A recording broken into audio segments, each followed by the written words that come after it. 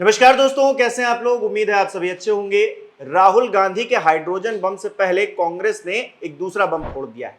Vote चोरी के आरोपों के मद्देनजर कोर्ट भी एक्शन लेता हुआ दिख रहा है। चुनाव आयोग को नोटिस जारी किया है।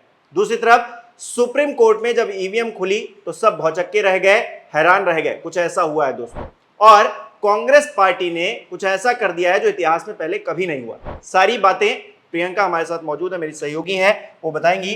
प्रियंका, एक तरफ तो ईवीएम को लेकर, वोट चोरी को लेकर हंगामा हो रहा है और दूसरी तरफ नोटिस जारी किया जा रहा है। क्या है मामला, बताइए। कहते हैं ना हिमांशु कि आटे में नमक मिलाओ, लेकिन नमक में आटा इतना मत मिला दो कि हद पार हो जाए। इस बार ऐसा लगता है कि हद पार हो चुकी है, अति हो गई है। और कितनी अति हो गई है इसका अंदाजा आप इस बात से लगा सकते हैं कि दिल्ली हाई कोर्ट ने आनन फानन में एक्शन लिया है और चुनाव आयोग से जवाब तलब किया है। चुनाव आयोग को नोटिस जारी कर दिया गया है और तो और दिल्ली यूनिवर्सिटी के छात्र संघ के चुनावों में इस्तेमाल की गई ईवीएम तक को सुरक्षित कर दिया गया है। एक तरफ दिल्ली हाई कोर्ट ने एक्शन लिया है, दूसरी तरफ राहुल गांधी के खुलासे को लेकर हड़कंप मच गया है। जैसा कि आप जानते हैं कि एक तरफ राहुल गांधी हैं कि हाइड्रोजन बम को लेकर लगातार सस्पेंस बढ़ा रहे हैं, उन सबके बीच कांग्रेस ने बड़ा धमाका किया है, बड़ा खुलासा किया है। आपको बता दें कि दिल्ली यूनिवर्सिटी में छात्र संघ के चुनाव हुए और इन चुनावों में ईवीएम का इस्तेमाल किया गया।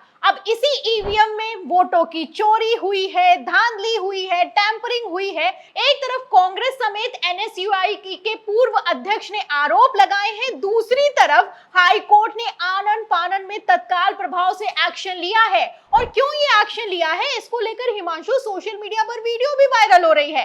वीडियो में आप देख सकते हैं कि जो एबीवीपी का कैंडिडेट है आर्यन मान, उसके नाम के आगे ब्लू इंक लगाई गई है। और कहां पर लगाई गई है?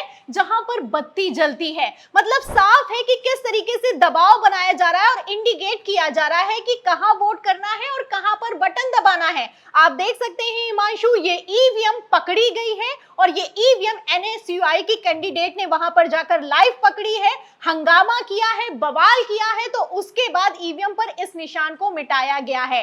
अब इससे आप अंदाजा लगा सकते हैं, एक छोटे से छात्र संघ के चुनाव में अगर भारतीय जनता पार्टी, चुनाव आयोग इस हद तक जा सकता है, तो बिहार चुनावों से लेकर लोकसभा चुनावों में और विधानसभा चुनावों में जिस तरीके के राहुल गांधी सबूत पेश कर रहे हैं, जाहिर सी बात है कि दाल में कुछ काला नहीं, पूरी की पूरी दाल ही काली है।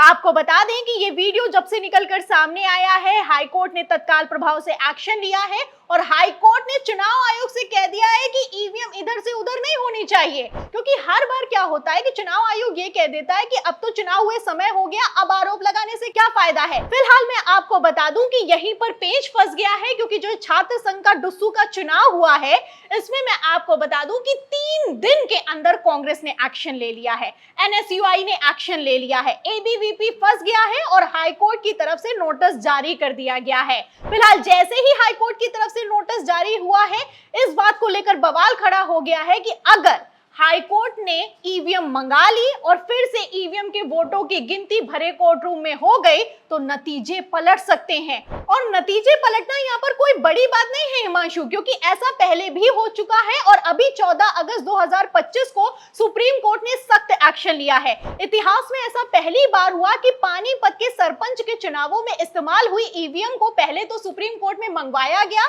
फिर वोटों की गिनती हुई और वोटों की गिनती के बाद 3 साल के बाद सरपंच के चुनावों के नतीजों को पलट दिया गया। जीता हुआ प्रत्याशी हार गया और हारा हुआ प्रत्याशी विजय घोषित किया गया। अब इसी तरीके से अगर डुस्सू के चुनाव के नतीजे पलट गए तो भारतीय जनता पार्टी बुरी तरीके से फंसने वाली है, क्योंकि एक तरफ राहुल गांधी लगातार सबूत दिखा रहे हैं, चुनाव आयोग जवाब देने के लिए तैयार नहीं है, कर्नाटक में एसआईटी गठित हो चुकी है और इन सबके बीच हाईकोर्ट के नोटिस ने तहलका मचा दिया है। बिल्कुल प्रियंका, एक तरफ तो ये छात्र संघ के जो चुनाव हो रहे हैं उसमें ईवीएम को लेकर धांधली की खबरें हैं, दूसरी तरफ बिहार में भी ईवीएम चेंज की गई है। क्या कोई कनेक्शन है इन दोनों? बिल्कुल कनेक्शन निकाला जा रहा है हिमांशु, क्योंकि इसमें मैं आपको बता दूं बिहार के चुनावों को लेकर ईवीएम में बड़ा बदलाव किया गया है और इस बदलाव के तहत ये चुनाव आयोग का कहना है कि अब जो ईवीएम इस्तेमाल होगी वोटिंग के लिए, उसमें जो प्रत्याशी होगा उसकी रंगीन फोटो लगाई जाएगी। चलिए मान लिया जेडीयू में तो आप नीतीश कुमार की फोटो लगा देंगे, लेकिन भारतीय जनता पार्टी में किसकी फोटो लगाएंगे, कौन सी डिप्टी सीएम की फोटो लगने लगने वाली है? क्या प्रधानमंत्री नरेंद्र मोदी की फोटो लगा देंगे? कांग्रेस में किसकी फोटो लगेगी? और उसमें इसी के साथ आरजेडी में तेजस्वी यादव की लगेगी कि लालू प्रसाद यादव की फोटो लगेगी? कई तरह के सवाल किए जा रहे हैं। फिलहाल सवाल इसलिए भी किया जा रहा है क्योंकि जब ये लोग छात्र संघ के चुनाव में नीली इंक लगाकर इंडिकेट कर सकते हैं, तो रंगीन फोटो लगाकर कुछ भी कर सकते हैं। आपको बता दें हिमांशु, जब भी कोई चुनाव होता है तो बड़ा बदलाव किया जाता है, और वो भी चुनाव से ठीक पहले किया जाता है, तो इस तरीके के सवाल खड़े होना लाजमी है।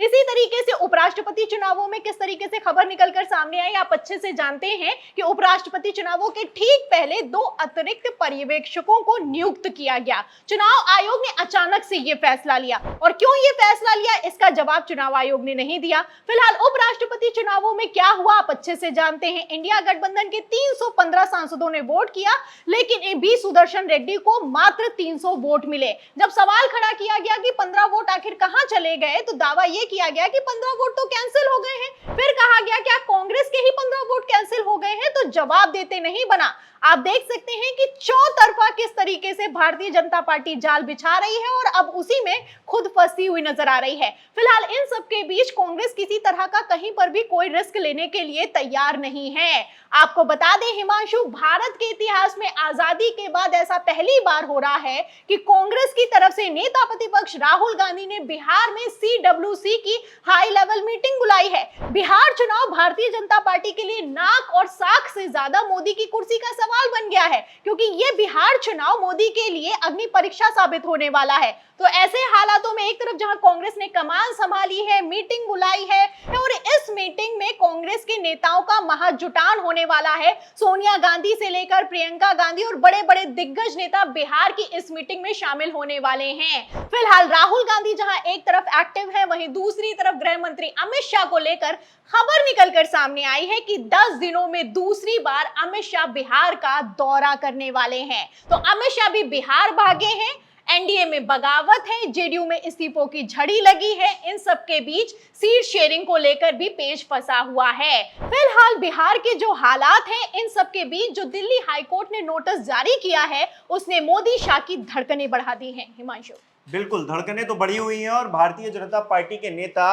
अब बौखलाहट में कुछ बोल भी रहे हैं। आपने देखा हाल ही में दिल्ली की मुख्यमंत्री रेखा गुप्ता कैमरे के सामने ये एक्सेप्ट करते हुए नजर आई कि हाँ, 70 साल से तो कांग्रेस ईवीएम में धांधली कर रही थी, अब हम कर रहे हैं तो इनको दर्द हो रहा है। यानी कि आप भी कहीं ना कहीं खेल कर रहे हैं, और 70 साल से ईवीएम नहीं चल रही थी, एक ज्ञान पर भी रेखा गुप्ता के सवाल खड़ा हो रहा है। यानी कि भारतीय जनता पार्टी के नेता वोट चोरी के आरोपों से इतने ज्यादा बौखला गए कि कुछ भी बोलते हुए दिखाई दे रहे हैं। आप इस पूरे प्रकरण को किस तरह से देख रहे हैं, हमें कमेंट करके जरूर बताइए। इस वीडियो को लाइक कीजिए, शेयर कीजिए, और हमारे चैनल को सब्सक्राइब नहीं किया है तो वो भी जरूर कीजिए।